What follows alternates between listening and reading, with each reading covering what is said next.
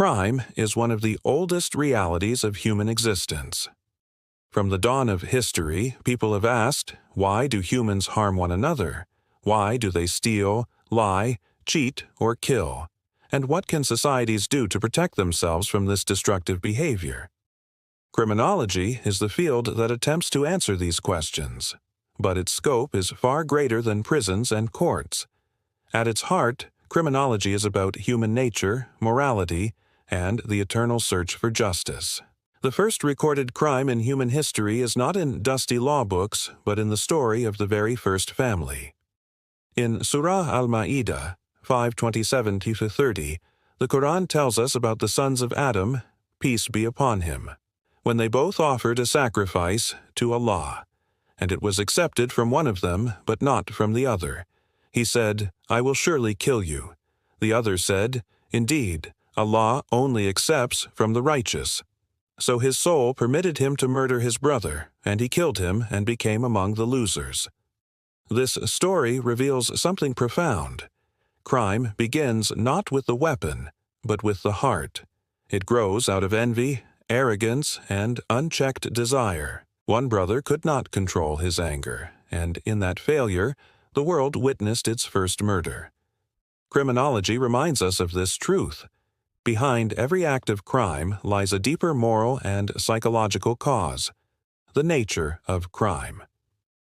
Modern criminologists define crime as behavior that breaks laws created by society. But not all laws are equal. Some are just, protecting human dignity and fairness. Others are corrupt, protecting only the powerful. The Quran teaches that true justice is rooted not in human whims, but in principles that transcend time and culture. In Surah An-Nisa 4:35, it says, O you who have believed, be persistently standing firm in justice, witnesses for Allah, even if it be against yourselves or parents and relatives. Whether one is rich or poor, Allah is more worthy of both. So follow not personal inclination, lest you not be just. This verse outlines a principle that even modern criminology recognizes. Justice must be impartial. True law cannot favor the wealthy or discriminate against the weak. Why do people commit crimes? Criminology studies the many causes of crime, from biology to psychology to social environment. Poverty can push people to steal. Inequality can fuel anger. Addiction can lead to desperation. Peer pressure can drag the young into gangs. And unchecked greed can corrupt even the powerful. The Quran does not deny these causes. In Surah Ar-Rum 30:41, it says, Corruption has appeared throughout the land and sea by what the hands of people have earned, so he may let them taste part of what they have done, that perhaps they will return to righteousness. Corruption spreads when societies lose their moral compass. Science shows that communities with injustice, broken families, and weak education often see higher crime rates. Revelation explains this clearly. When values decay, society decays. The role of law. If crime is inevitable, what is the role of law? Laws exist to create order, protect the innocent, and restrain the harmful. Without law, chaos reigns. But law without justice becomes oppression. Criminology studies how societies design fair laws and effective systems to enforce them. The Quran establishes this principle in Surah An-Nisa 4:58. Indeed, Allah commands you to render trusts to whom they are due, and when you judge between people to judge with justice. Excellent is that which Allah instructs you. Indeed, Allah is ever hearing and seeing. A law system built on trust and justice is sustainable, but one built on corruption collapses. History proves this. Nations with unfair laws often breed revolutions, while nations with fair justice systems thrive. Punishment, deterrence, and reform. One of the oldest debates in criminology is, why punish? Is it for revenge, for deterrence, or for rehabilitation? Some argue that harsh penalties scare people from crime. Others say reform is more important than fear. The Quran offers a balanced approach. It affirms the principle of proportionate justice. In Surah Al-Baqarah 279, it says, "And there is for you in legal retribution, qisas, life, O people of understanding, that you may become righteous." This verse teaches that just punishment preserves life. When wrongdoers are held accountable, society feels secure. But at the same time, the Quran emphasizes forgiveness and mercy. In Surah Az-Zumar 39:53, it says, "Say, O my servants who have transgressed against themselves by sinning, do not despair of the mercy of Allah. Indeed, Allah forgives all sins. Indeed, it is He who is the forgiving, the merciful." This balance is critical. A system that only punishes breeds bitterness.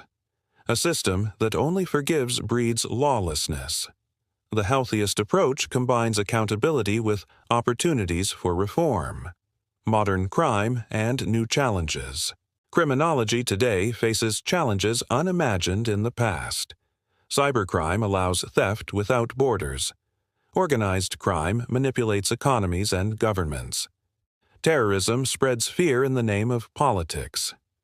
Even environmental crimes, the destruction of ecosystems for profit, harm millions. The Quran warned of such corruption centuries ago. In Surah Al-Baqarah 2:205, it describes the behavior of those who cause destruction.